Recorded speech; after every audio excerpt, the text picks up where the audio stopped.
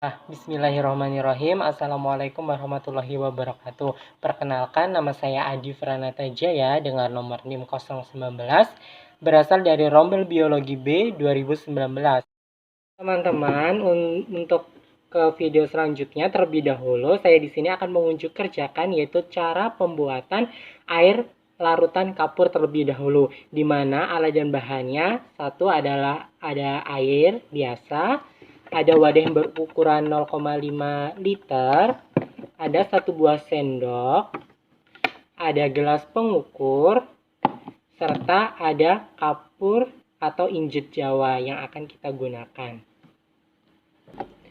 Langkah yang pertama dalam proses pembuatan larutan kapur, terlebih dahulu siapkan kapur, lalu kita ambil sebanyak 3 sendok penuh kapur dan kita masukkan ke dalam wadah yang berukuran 0,5 liter. 3 ya teman-teman. 2, 3. Lalu kita tambahkan air sebanyak 300 cc ke dalam wadah. Kita ukur ya teman-teman.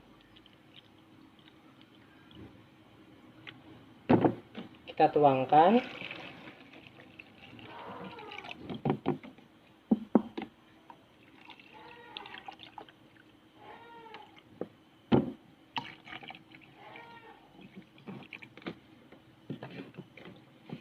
Nah, setelah seperti ini teman-teman, lalu kita akan aduk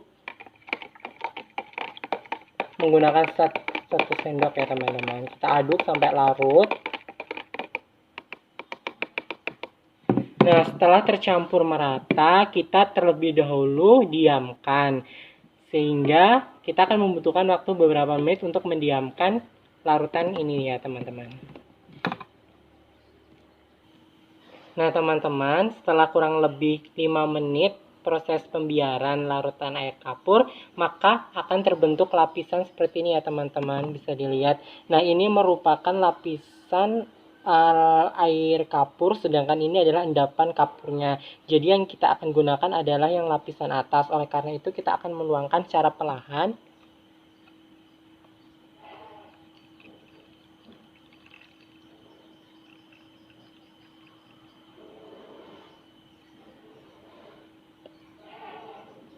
Nah, didapatkan larutan air kapur. Nah, larutan air kapur inilah yang dinamakan atau dinamai sebagai larutan stok air kapur yang berkonsentrasi 100% ya teman-teman. Selanjutnya, kita akan membuat bagaimana larutan kapur ini akan diaplikasikan pada air. Nah, bagaimana sih cara membuat larutan air kapur diaplikasikan kepada air? Nah, dengan cara yang pertama kita ambil stok air larutan kapur yang berkonsentrasi 100%, kita ambil sebanyak 10% dari yang dihasilkan. Kita ukur terlebih dahulu.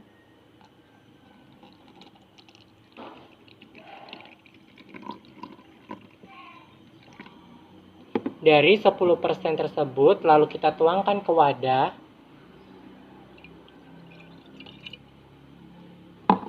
Nah, lalu kita akan tuangkan sampai volumenya itu 1 liter ya teman-teman.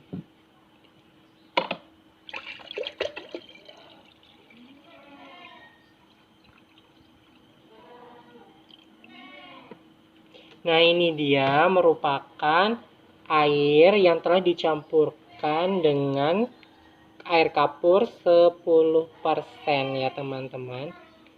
Dan siap digunakan untuk penelitian. Teman-teman, untuk selanjutnya yaitu adalah video tentang penelitiannya, di mana pada video kali ini atau penelitian kali ini alat dan bahan yang digunakan adalah yang pertama ada ekstrak kunyit sebagai indikator alami, ukuran gelas ukur, serta air yang telah tercampur oleh stok larutan kapur. Selanjutnya ada 3 buah ekor ikan, dan selanjutnya adalah 3 3 buah wadah yang berkapasitas 1000 ml.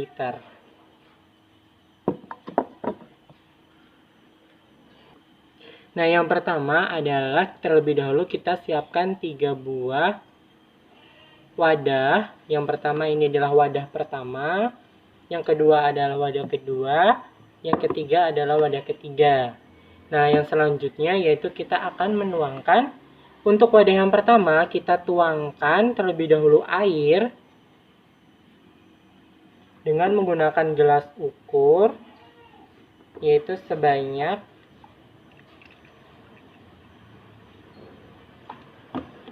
masukkan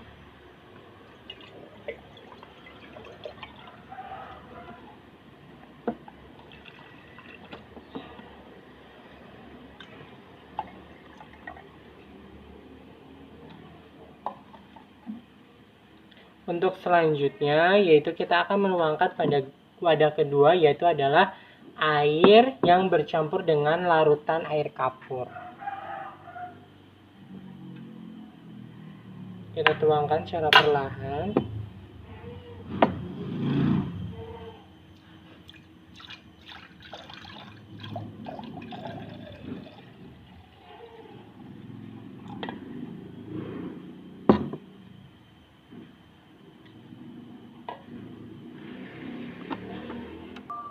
Nah, untuk selanjutnya yaitu wadah ketiga juga sama dengan wadah kedua ya teman-teman, yaitu kita berikan air yang sudah bercampur larutan stok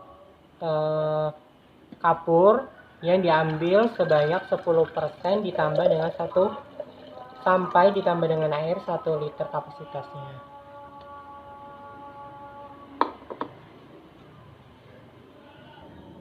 Nah, untuk selanjutnya adalah ketiga buah wadah ini dilakukan penetesan dengan air larutan kunyit sebanyak 2 tetes dengan konsentrasi ppm ya teman-teman. Kita akan meneteskan setiap wadahnya.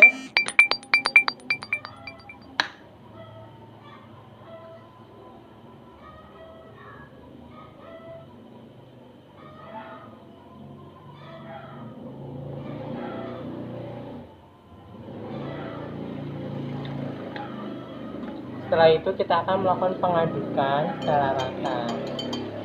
Teman, setelah kita menuangkan ke kunyit pada setiap wadah yang dengan perlakuan yang berbeda, lalu untuk wadah yang ketiga kita campurkan atau kita masukkan 3 ekor ikan ya teman-teman.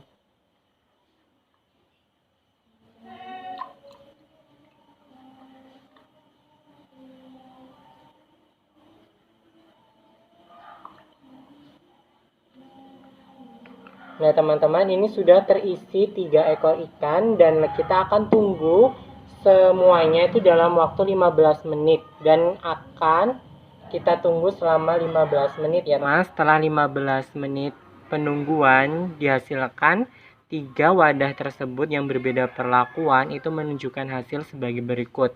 Dimana pada wadah pertama yang berisikan air netral atau air biasa dan ditambahkan dengan 2 tetes larutan kunyit itu menghasilkan perubahan warna yang kuning cerah. Dan sedangkan untuk wadah yang kedua seperti di video ini, wadah kedua yaitu dengan air ditambah dengan air larutan sebanyak 10%, lalu kemudian tidak diberikan perlakuan ikan, menunjukkan perubahan warna seperti berikut, yaitu perubahan jingga yang terdapat endapan namun hanya sedikit keruh ya teman-teman. Nah, sedangkan untuk wadah ketiga yang diberikan perlakuan 3 ekor ikan itu menunjukkan perubahan sebagai berikut, di mana warnanya itu berubah menjadi jingga, coklatan, dan dia itu lebih keruh serta terdapat banyak sekali endapan di bawahnya seperti yang saya tunjukkan seperti ini ya teman-teman. Nah, ini menunjukkan bahwasanya pada wadah ketiga ini menunjukkan adanya proses filtrasi yang menghasilkan karbon dioksida. Wadah ini tidak menunjukkan adanya proses respirasi apapun karena tidak diberikan atau pembelakuan ikan. Sehingga hasil dan data yang diperoleh akan dilakukan pencatatan.